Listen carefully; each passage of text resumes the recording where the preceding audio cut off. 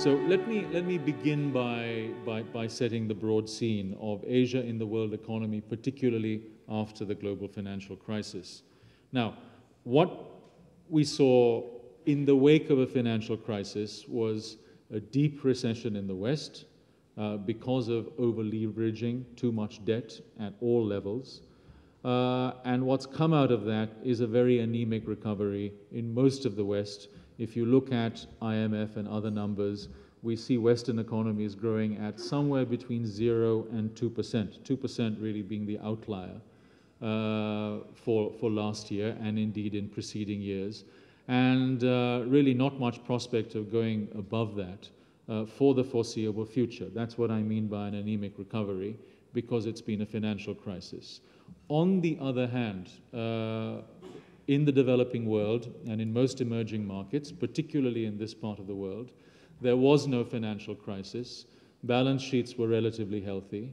They suffered a trade shock, as it were.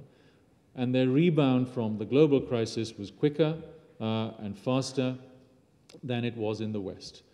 So what we've seen, and I have this one chart to explain it simply, roughly between 2007 and 2012, we've seen advanced economies grow by about 2%. This is in purchasing power terms. Developing Asia growing by about 50%. China growing by close to 60%. India by above 40%. So that gives you an idea of this strong divergence of economic performance since the GFC between the West and the rest. And what that does is accelerate the longer run convergence or catch-up of developing countries and emerging markets, particularly in Asia, on the West. However, there is a twist to the tale. And the twist to the tale is that in the last couple of years, there has been an emerging market growth slowdown. Emerging markets are still growing faster, by and large, than the West. So developing Asia is growing by about 6% a year. China is now down to at least an official growth rate of around 7 to 7.5%. It's probably less than that in reality. Growth in India, of course, has more than halved in the last 2 or 3 years. Growth has collapsed in Russia, and it's collapsed in Brazil. It's collapsed in South Africa. So that gap between the West and the rest is not as big as it was a couple of years ago. There are a few key reasons for this. Firstly, it shows that for all the talk of decoupling, emerging markets are still very much coupled to the fortunes of the West. And because demand for exports is depressed in the West, and particularly in Europe, it affects the rest of the world, especially export-oriented countries in Asia. There's a second reason as well, and this has a lot to do with complacency. Over the last 10 years plus, we've seen a combination of very high commodity prices, very much there to fuel a Chinese industrial revolution, and cheap credit, artificially cheap credit, as a result of loose monetary policies, first and foremost in the Western countries, in the United States, in the European Union, also in Japan, but also around the rest of the world as well.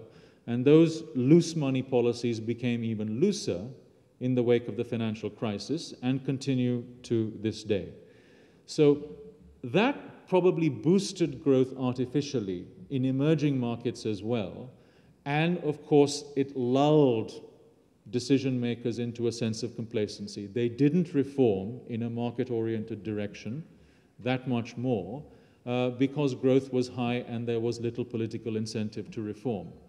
Now, however, we are coming to the close of that chapter. Commodity prices have come down and will probably stay down for a while yet. And loose money is probably about to become a lot tighter. Belatedly, but it's happening. And that, of course, presents new and more difficult challenges for emerging markets that haven't reformed enough. And the big ones in particular are at fault here: China, India, the other BRICS, and so on. Economists explain this in all kinds of terms. The explanations can often be very dry. But to me, the underlying explanation, and shall we say a lesser told story, is very much one of the rise or expansion of individual economic freedom across the Asian continent. Now, if you look at the Fraser Index or the Heritage Index, they tell that story with dry numbers, as it were, in terms of the increase in economic freedom over time, over the last 2 or 3 decades in particular, across Asia. But let me try and spell it out in simpler, more homespun terms. And I go back to our secular Bible, as it were, and that's Adam Smith's Wealth of Nations. Now, Adam Smith, his key concept was one of natural liberty. In other words, as he put it, individuals, I think, pursue their own interest their own way upon the liberal plan of equity, justice, and something else. That's, of course, akin to what Hayek meant by using own knowledge for own purposes, which was the stuff of his meaning of liberty, or what Milton Friedman meant by free to choose. We are talking about the expansion of this kind of natural liberty across Asia, which has unleashed individual animal spirits, entrepreneurship in particular. One sees that in particular among the young, the up and doing all across the Asian continent. Now, I've mentioned Adam Smith, I've mentioned Hayek and Friedman and so on. Let me add one other name that I think is very important to fill out this picture, and that's Joseph Schumpeter. Schumpeter is not considered a card-carrying classical liberal. He said many things that were perhaps somewhat illiberal. But Schumpeter's basic vision of capitalism, and he used the term vision very advisedly, it's about the broad view one has before one gets down into detailed technical analysis. Schumpeter's vision of capitalism was of something very dynamic, not some static general equilibrium model that neoclassical economists have concocted over the last decades and century and a half. But it's very much about an engine. He sometimes called it a bus, something that moves. And at the heart of this engine is the individual entrepreneur, not really a rational utility maximizing agent, much more so someone very much animated by animal spirits. And it's this individual entrepreneur or individual entrepreneurs who create swarms of entrepreneurs and unleash gales of creative destruction, which is the way he put it. And to Schumpeter, this dynamic engine of capitalism, very much with that individual entrepreneur at the heart of it, is something that has created more civilizational progress for more ordinary human beings than anything ever thought of, devised, or anything else that has materialized in human history. And that, I think, is the kind of thing that has been happening across Asia, perhaps more visible across Asia than other parts of the world, because it's happened at such a fast speed, in such a relatively short space of time. And none more so in the 30 years or so before the global financial crisis. It was in that period, the second period of post-war reglobalization, that we saw the big economies of the developing world finally burst their straitjackets and enter the global market, bringing in about 1 billion or more workers and leading to the biggest increase in growth and in the reduction of poverty the world has ever seen. Technology had a lot to do with it, but even more so, it was the liberalization of policies, the liberalization of internal trade, the liberalization of external trade, of foreign investment, of domestic investment, and other things that unleashed these animal spirits and expanded the space for individual freedom, which ordinary people around Asia took advantage of. Now, that all sounds very good, but that still leaves huge unfinished business, because if we compare most Asian countries, there are very few exceptions, Hong Kong and Singapore are the outliers here, but if we compare most Asian countries to the West still remains freer for the most part in terms of economic freedom. So economic freedom remains highly repressed across the Asian continent. That's what I mean by unfinished business. There is a further challenge yet, and that is that in the wake of the global financial crisis, we have seen a backlash against free market capitalism, as it were, or the market economy, to put it, shall we say, in a less loaded way.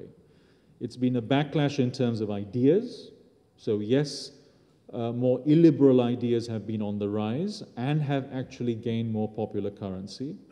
It's been a backlash in terms of key vested interests, and that accumulation of the cumulative effect of interests and ideas have led to an increase in government intervention, which has opened a new chapter in the world economy compared with that chapter of liberalization and globalization that I pointed out that existed in the 30 years or so before the global financial crisis.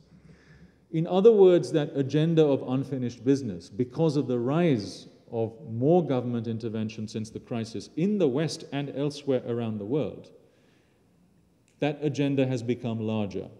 Just to give you a sense of this, Henry Ergas, a very good Australian economist, pointed out in one of his columns recently that countries that are ranked politically and economically illiberal, or only partially liberal, before the crisis accounted for about 1/5 of global economic output. Now, only 5 or 6 years hence, they account for 1/3 of global economic output. That gives you one indication, a very broad brush one, of the rise of illiberalism in the wake of the crisis. Now, that leads me to think of several key policy challenges, which I'll come to in a moment.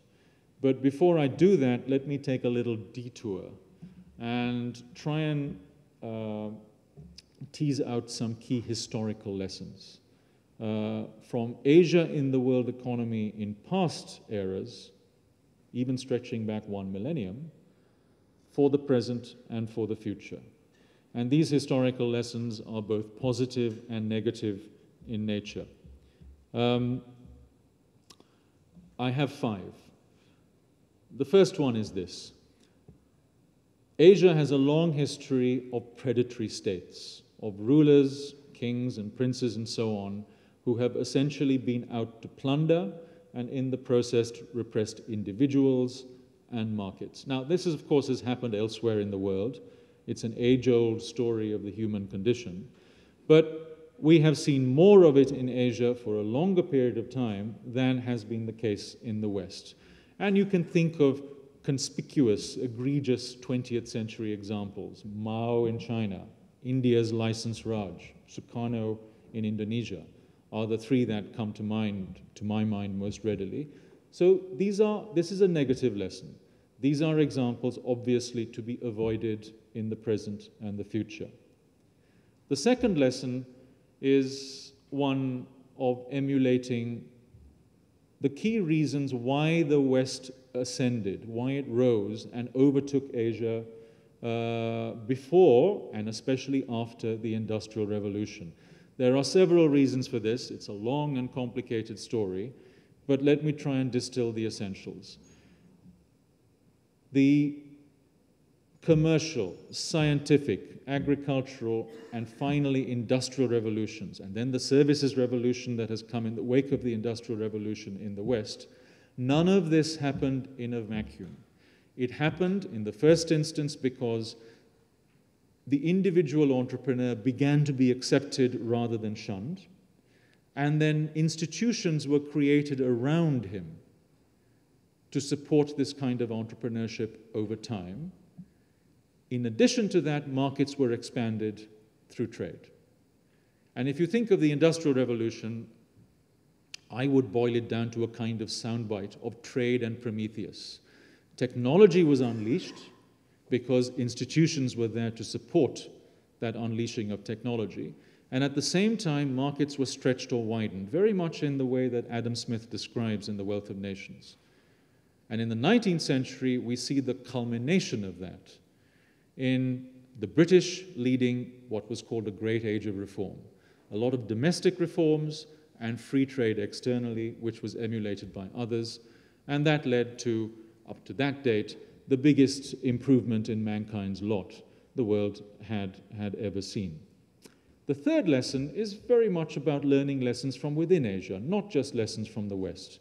And there are examples from Asia's past to which Asia can reconnect today. Several examples come to mind, the Sung in China, the Mauryas in India, but the example, or the set of examples that most appeal to me are very much about a past golden age of commerce in the Indian Ocean and in Southeast Asia, before the Portuguese and then other Western conquistadors arrived. So we are talking here of the period roughly between the 14th and 16th centuries.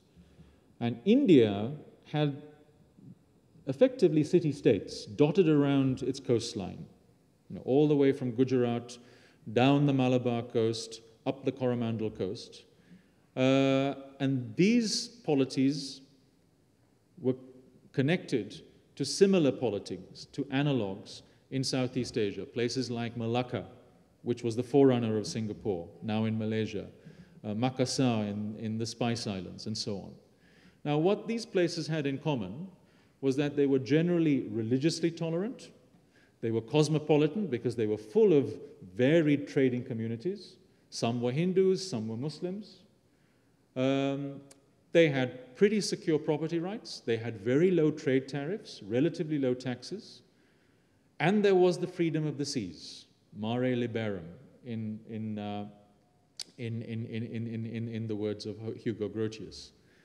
So you had a kind of freewheeling trade animated by a freewheeling competition going on, an economic and a political competition, in the context of pretty fractured geography. And so an Asian miracle happened then, very much analogous to the kind of European miracle that Eric Jones describes happening in Europe around that time and afterwards. And I think there are some big lessons to be learned from that particular period of Asian history here in the Indian Ocean and in Southeast Asia. The fourth lesson I have is really from the East Asian miracle, the takeoff of the East Asian countries from the 1950s up until the 1990s, and indeed beyond if one adds China and places like Vietnam to the mix. The key lessons are this. The important thing is to get the basics right, to ensure macroeconomic stability, to make sure that domestic markets are not too distorted through price controls and subsidies, for example, to liberalize internal trade, domestic trade, crucially to open up foreign trade, to roll out good infrastructure, have good education systems, and so on. The key thing about these basics is that they are all horizontal policies. They apply to all sectors, to all companies, to individuals across the board. Now, there are others who argue that the key lessons from the East Asian miracle are not about the basics. They're much more about industrial policy, about government targeting particular sectors and particular firms through engineering the financial market, for example. But the evidence for success of these industrial policies, even in the so-called success stories of Japan, South Korea, and Taiwan from the 50s to the 80s, is scant. We don't see really hard evidence that the sectors targeted led to a big increase in productivity and output that spilled over into aggregate productivity and output growth in the rest of the economy. It's assertion, but it's not backed up by serious evidence. So the lesson from the East Asian miracle is not about South Korean superiority with industrial policy. It is about getting the basics right. And those lessons, I think, are universal. They apply to other Asian countries in the here and now. The final lesson is really about opening up to trade and the wider world. Again, if one goes back to that 30-year period I mentioned in my opening remarks, before the global financial crisis, we saw an unprecedented opening by previously closed economies. India and China, of course, are the headline examples from Asia.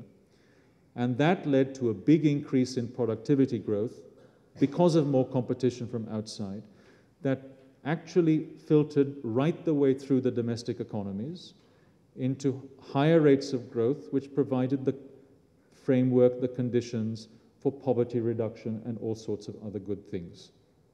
And the figures are simply astounding. Poverty in the last 20 years or so has decreased.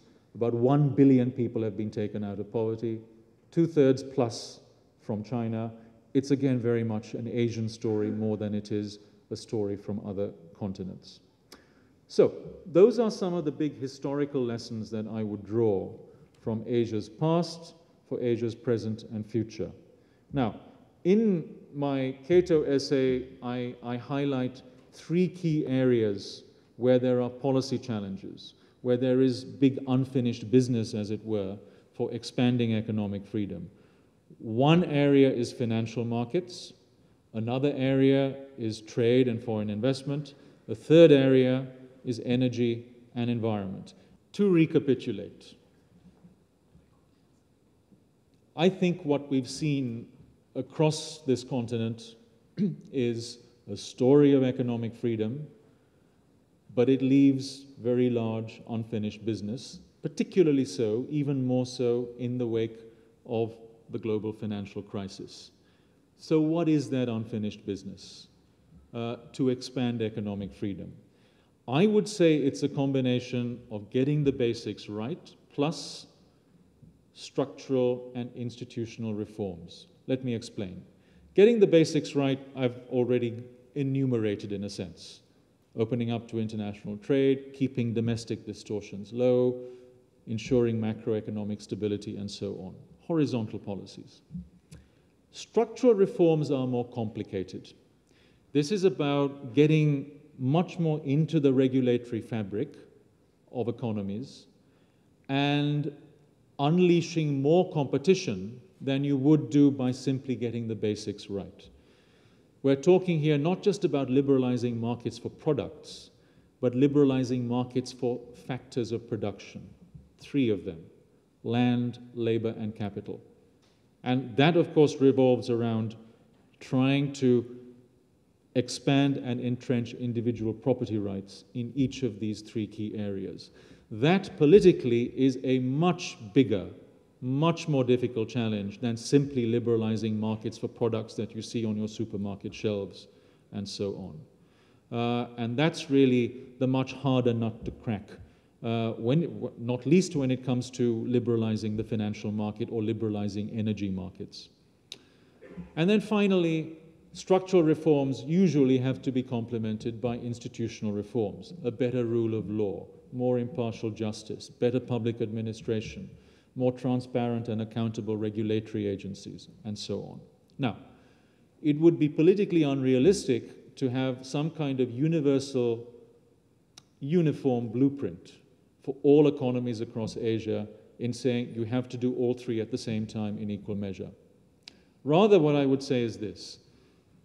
First, there is a group of poorer countries in Asia. So these are countries that are officially classified as least developed or low income.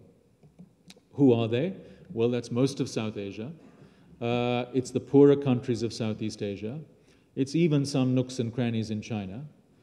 And their challenge is primarily to get those basics right so that you marshal sufficient resources, your capital and your labor in particular, and invest them most efficiently to get a higher rate of growth, to reduce poverty, and so on. Now, you can't expect them to do really complicated structural institutional reforms. They don't have the capacity. The first order of priority is to get the basics right, to put it simply. For catch-up growth, or what Paul Krugman calls perspiration. For economies that are, shall we say, more in the middle income bracket or already high income, they've already exhausted or come close to exhausting their catch-up growth. So their task is really to rely much more on innovation or productivity-based growth, more improvements to productivity. Now, to do that, not only do you need to get the basics right, you need to go into those structural and institutional reforms that are politically more difficult. And that's the challenge for China, for the most part, for the more advanced economies of Southeast Asia, especially countries like Malaysia and Thailand, even for the more advanced parts of India. because if they don't do this, they will get stuck in the so-called middle income trap. And then there are the advanced economies of Asia, mainly stuck in the northeast, Japan, South Korea, and Taiwan, plus the city-states of Hong Kong and Singapore, who really have to do a more advanced job with these structural and institutional reforms to occupy more value-adding niches at the higher end of the income spectrum. So those are the broad challenges involved. Let me make just two final points by way of conclusion. So far, I haven't really mentioned the nature of political systems. I've talked about economic freedom. I've talked about some of the obstacles to it. But let me now make some more direct observations about how all of this links up with political systems. When it comes to poor countries that are attempting to catch up growth, what the evidence tells us from around the world is that this has happened under a variety of political systems. You can't make a strong generalization that it's better with autocracy or better with democracy. It's happened under both. It's failed under both as well. But I think it gets more interesting intellectually, but also more challenging politically, when you talk about countries that are becoming middle income, trying to avoid the middle income trap, and become rich. Here, I think, autocracies are generally ill-fitted for, shall we say, the more innovation kind of growth. And let me explain. The problem is this. If you have a political order that is monopolized by a few, it's what Douglas North calls a limited access order, or what James Robinson and Darren Acemoglu in their recent book call exclusive institutions. Well, you can generate some amount of growth by getting some of the basics right, while still essentially being crooks and thugs, earning huge rents. Which is not too inaccurate a description, for example, of the Communist Party in China or the Congress Party in India. But the problem is that what you do to the political order, you also do to the economic order. You try and restrict access to keep competition low, to monopolize, to oligopolize, to concentrate rents among the few. Now, when you try and move to more innovation-based growth, which depends very much on competition, you have to open up the economic order. It's simply not going to happen sustainably if the economic order is cartelized along the lines of the political order. And that is the bad news for China. Now, what China seems to be attempting today, as Robert Zoellick puts it in a recent editorial in the Financial Times, is a combination of Mao and markets. So the decision seems to have been taken at the third plenum in November, at least on paper, to have a new wave of market reforms in China. And what they have announced actually looks pretty bold. And it presages a change of model, as it were, not least in the financial market. But at the same time, Xi Jinping has tightened up on the political system, and there are echoes of Mao. Now, is that combination of Mao and markets really sustainable over the next decade and beyond? I have my doubts. India, of course, has a softer, more decentralized state. Some would say it has the advantage of British-endowed liberal institutions, at least in outline, and a more open society. It's something that Gurcharan Das does talk about a lot. And over the long term, that may be India's advantage over China. The fact that it doesn't have to have some kind of combination of Mao and markets. But of course, India's rambunctious democracy has been highly illiberal and mercantilist and remains so in most respects. And that holds back individuals and progress in India. We will see. But the point here I would just make is this. When you get beyond a certain stage of growth, when you want to be middle income and rich, you have to probably undertake political reforms in addition to economic reforms. And those political reforms have probably got to be both liberal and democratic in nature. And hopefully, economic reforms will provide some impetus for political reforms as well.